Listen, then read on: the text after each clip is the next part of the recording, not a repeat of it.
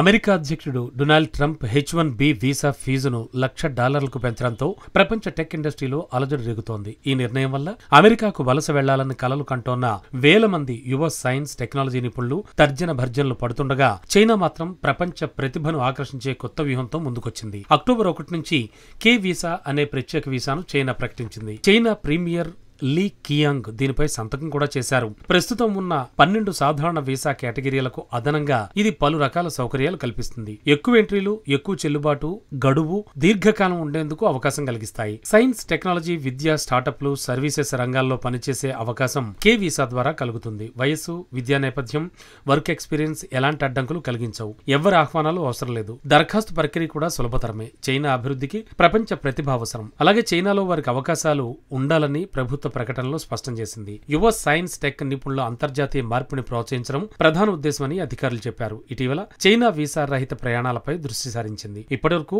75 దేశాలతో ఏకపక్ష లేదా పరస్పర వీసా మినహాయింపు ఒప్పందాలు కుదుర్చుకుంది. 2025 మొదటి అర్ధభాగంలోనే విదేశీయుల 38.05 మిలియన్ ట్రిప్పులు నమోదయ్యాయి. ఇందులో 13.64 మిలియన్లు వీసా రహిత ప్రవేశాలతో గతేడాదితో పోలిస్తే 53.9% పెరుగుదల నమోదైంది. ఇదే సమయంలో ట్రంప్ సెప్టెంబర్ 21 తర్వాత దాఖలైన ప్రతి కొత్త H-1B వీసా దరఖాస్తుపై $1,00,000 ఫీజు తప్పనిసరి చేయడంతో చైనా ఇప్పుడు టాలెంట్ హంట్ మొదలుపెట్టింది. ఈ ఆర్థిక సంవత్సరం అంటే 2026 లాటరీ దరఖాస్తులు కూడా ఇందులో భాగమే. ఈ నిర్ణయం అమెరికన్ ఉద్యోగాలను రక్షించడానికి తీసుకుందని వైట్ హౌస్ చెబుతుంటే చైనా మాత్రం యువ అంతర్జాతీయ ప్రతిభకు వెల్కమ్ పలుకుతోంది. వీసా ఫీజు పెంపు భారతీయ, చైనా టెక్ యువతపై పెద్ద ప్రభావం చూపనుంది. అమెరికా కల కష్టతరమవుతున్న వేళ చైనా కే వీసా ప్రపంచ ప్రతిభకు కొత్త ప్రత్యామ్నాయంగా నిలుస్తోంది. ట్రంప్ నిర్ణయాలు మరింత గందరగోళం సృష్టిస్తే బీజింగ్ సడలింపులు గ్లోబల్ టాలెంట్ ప్రవాహాన్ని తూర్పు వైపు మళ్లించే అవకాశాలు స్పష్టంగా కనిపిస్తున్నాయి.